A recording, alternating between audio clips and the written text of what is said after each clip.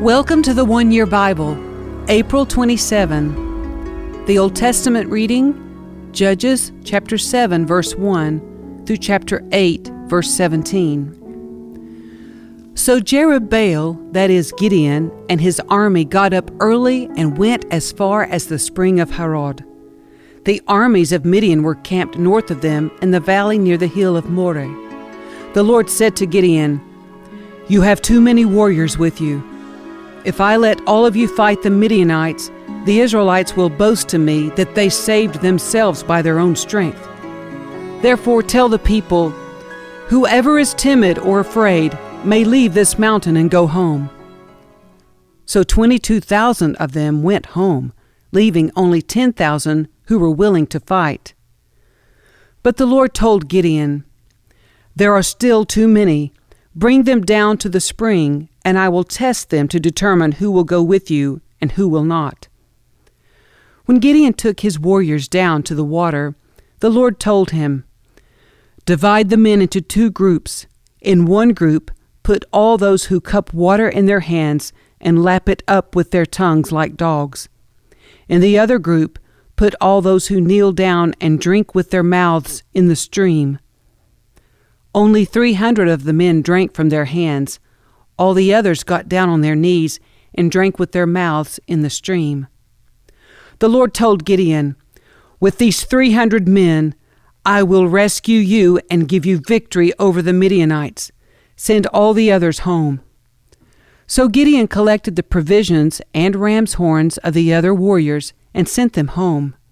But he kept the 300 men with him. The Midianite camp was in the valley just below Gideon.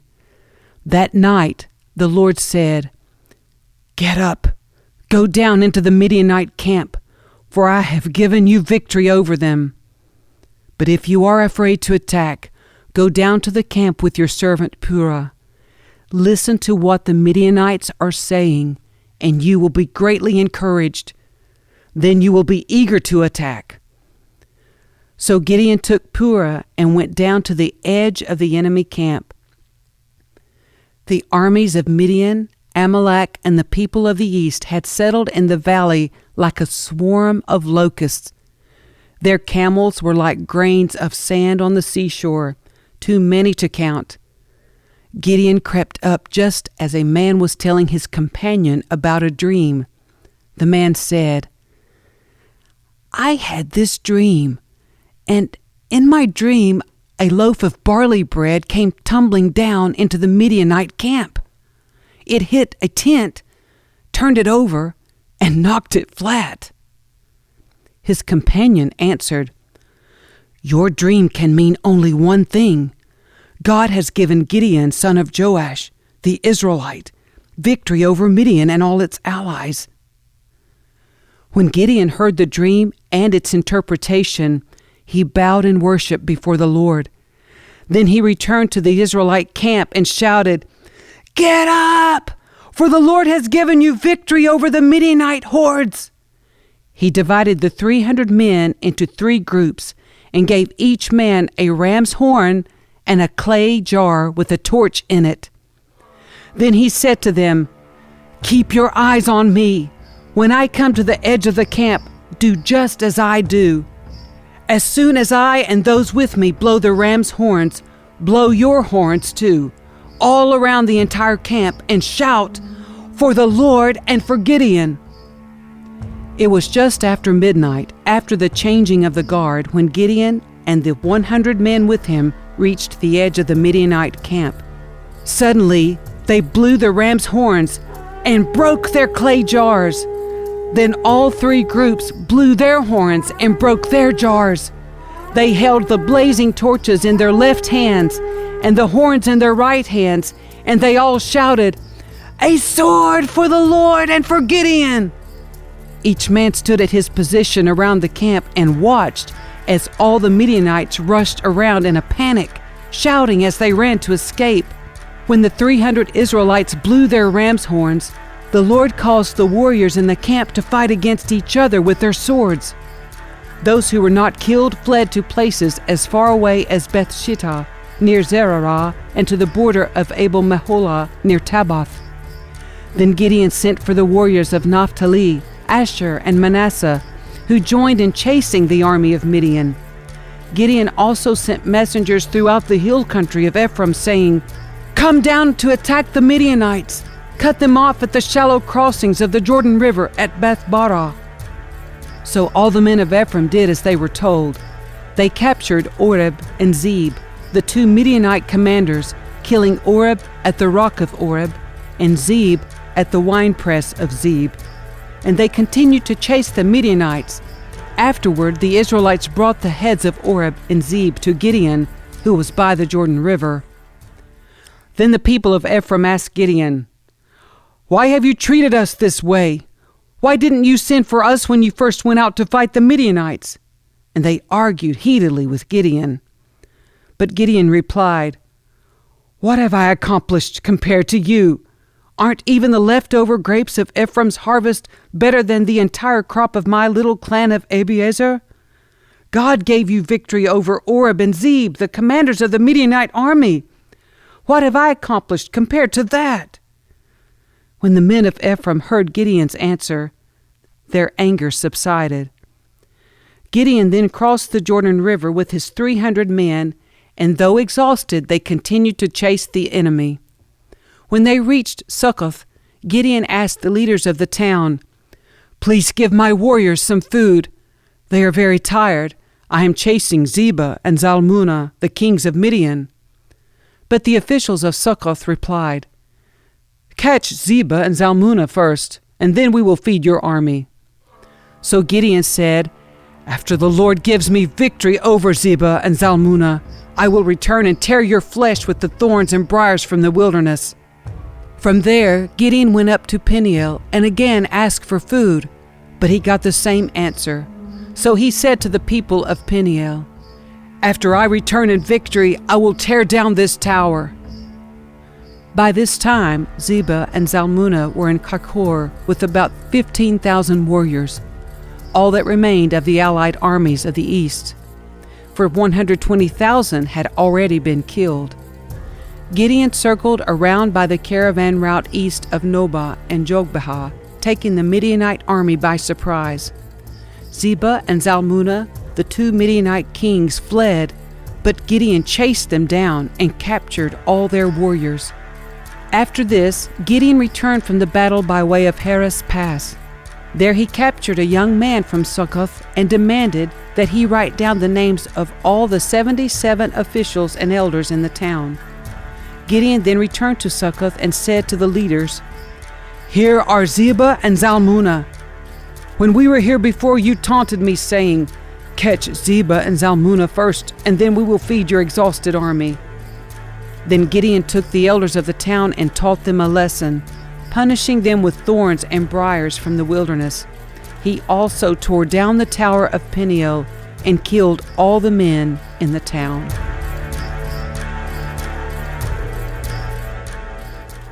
The New Testament reading, Luke chapter 23, verses 13 through 43. Then Pilate called together the leading priests and the other religious leaders along with the people, and he announced his verdict. "You brought this man to me, accusing him of leading a revolt. I have examined him thoroughly on this point in your presence and find him innocent." Herod came to the same conclusion and sent him back to us. "Nothing this man has done calls for the death penalty. So I will have him flogged, and then I will release him." Then a mighty roar rose from the crowd, and with one voice they shouted, "Kill him and release Barabbas to us!" Barabbas was in prison for taking part in an insurrection in Jerusalem against the government and for murder. Pilate argued with them because he wanted to release Jesus, but they kept shouting, "Crucify him! Crucify him!" For the third time he demanded, "Why? What crime has he committed? I have found no reason to sentence him to death. So I will have him flogged, and then I will release him." But the mob shouted louder and louder, demanding that Jesus be crucified, and their voices prevailed. So Pilate sentenced Jesus to die as they demanded. As they had requested, he released Barabbas, the man in prison for insurrection and murder. But he turned Jesus over to them to do as they wished. As they led Jesus away, a man named Simon, who was from Cyrene, happened to be coming in from the countryside. The soldiers seized him and put the cross on him and made him carry it behind Jesus. A large crowd trailed behind, including many grief-stricken women. But Jesus turned and said to them, "Daughters of Jerusalem, don't weep for me, but weep for yourselves and for your children. For the days are coming when they will say, 'Fortunate indeed are the women who are childless, the wombs that have not borne a child, and the breasts that have never nursed.' People will beg the mountains, 'Fall on us,' and plead with the hills, 'Bury us.'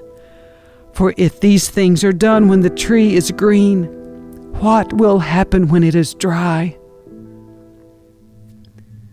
2 others, both criminals, were led out to be executed with him. When they came to a place called the Skull, they nailed him to the cross, and the criminals were also crucified, one on his right and one on his left.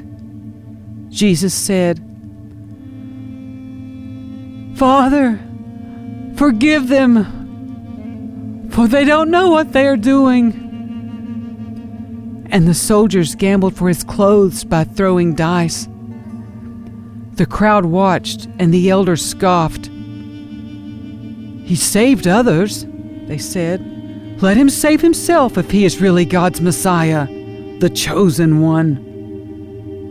The soldiers mocked him too by offering him a drink of sour wine.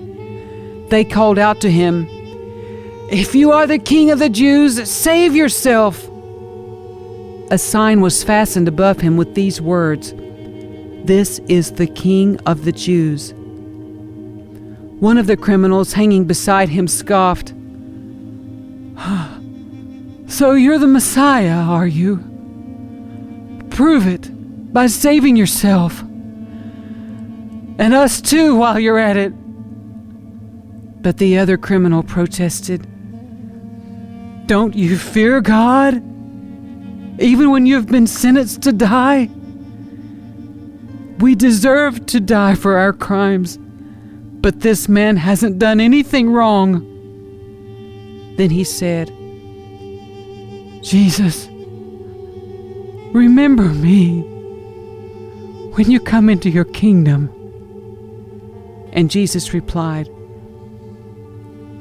"I assure you, today you will be with me in paradise."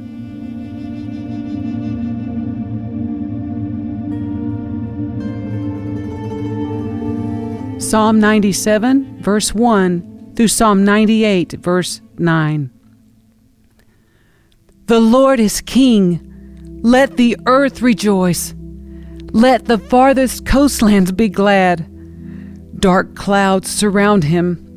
Righteousness and justice are the foundation of his throne. Fire spreads ahead of him and burns up all his foes. His lightning flashes out across the world.